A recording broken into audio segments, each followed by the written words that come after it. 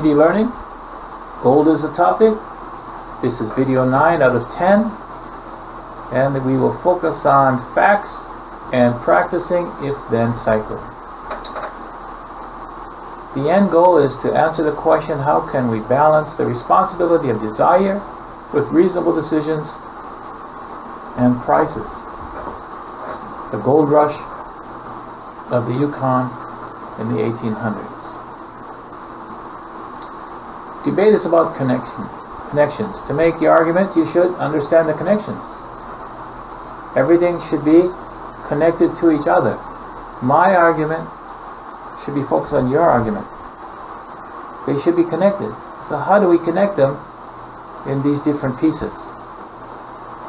We do it with facts for and against. And this is a really important part of what you want to do in debate.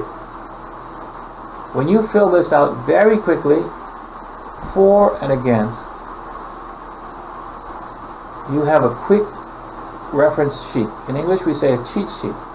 Because if you have 10 for your argument, 10 arguments for and 10 against, now that's a lot of work, you have to do research, but if you have 10 for and 10 against, and your teammate in their statement has 10, you have like 100, you have 100 total for and against.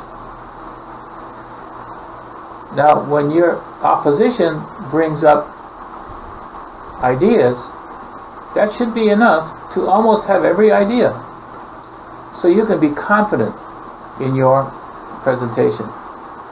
Now that takes work, but you don't want to work alone, but you work first, you do your for and against, and you work with your teammate to see how they synchronize, which ones are the same, and you can make little notes.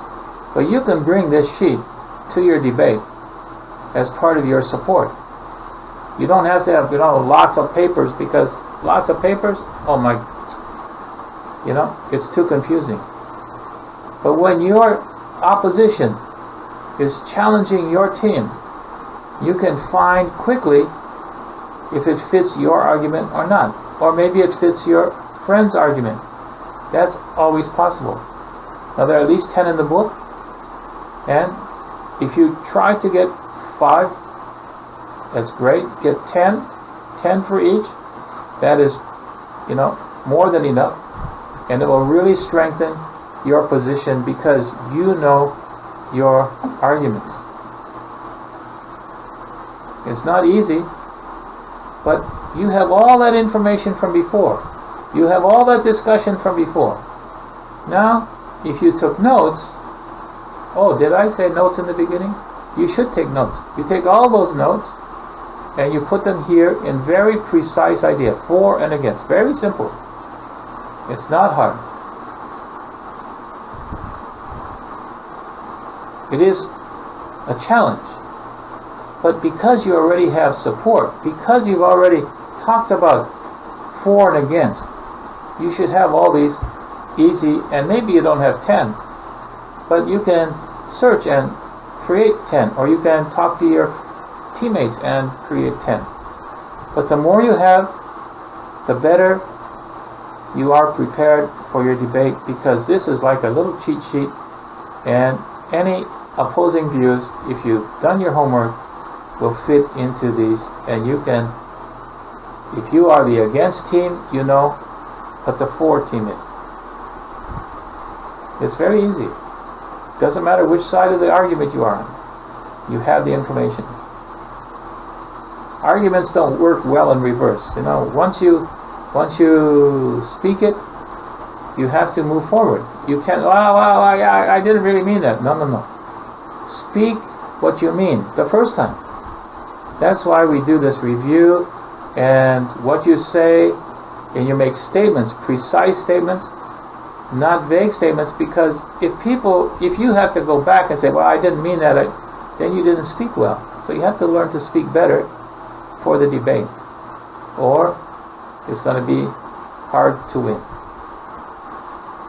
So in the if-then idea, it's like a little circle. And using the organization ideas, you made a graphic using the if-then connection. And you want to speak and go round and round and round until everything is done. Remember the discussion questions, the 14 and the 1 plus 3 plus 2 plus 1?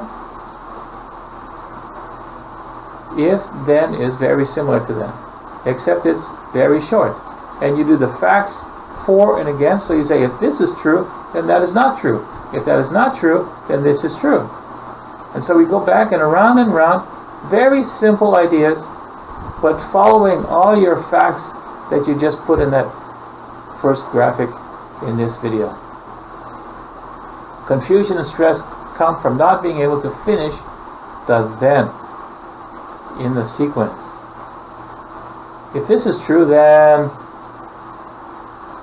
and then you don't have a good answer because you haven't prepared that idea. So we want to think about the very basic ideas that you could put together with the facts that you just put in the graph before.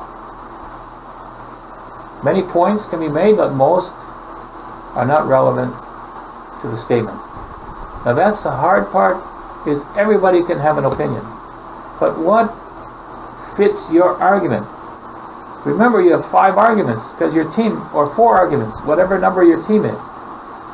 And many arguments are not related to what you want. They might be related to maybe the title or maybe the story, but they're not related to the topic you want to debate or that you've agreed to debate. And remember, you're going to have to agree to a statement and then change your information to fit. And that's why you have all that information already there. So whatever you choose to debate, whatever statement, you can be ready. You have to be ready. The debate practice is about to begin. Is the team ready? Is the statement understood correctly? Those are things that you have to talk about. And now you will be talking with the other team about understanding correctly.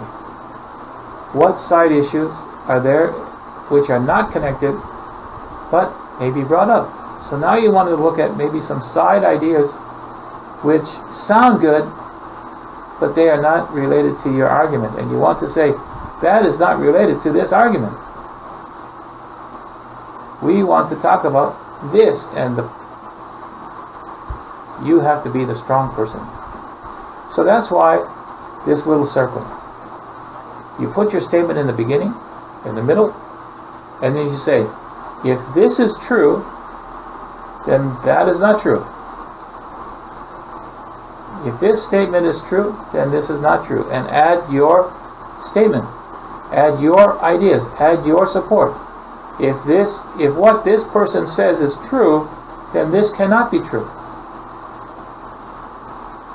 So the first person starts there. If this is true, then this cannot be true. The second person says, if this is not true, then what this person says, or this support part, or this argument, cannot be true. And you go round and round and round, agreeing and disagreeing, back and forth, until everybody has all their arguments done. You can't go back, but you can disagree, and you want to practice speaking like you're in a debate. You want to practice speaking and thinking like, if this is true, then this is not. And this is the support I have to defend it. Remember, disagreeing is not enough. You need to support your disagreement. And so that's why we practice this last graphic. If this, then that. That's your last graphic, and you should have all your information ready. And you shouldn't hesitate. It should be smooth. You have to pay attention. You have to be ready. You have to know the sequence. So that's what you want to get prepared. And you do that this week. And come ready to show how prepared you are in class.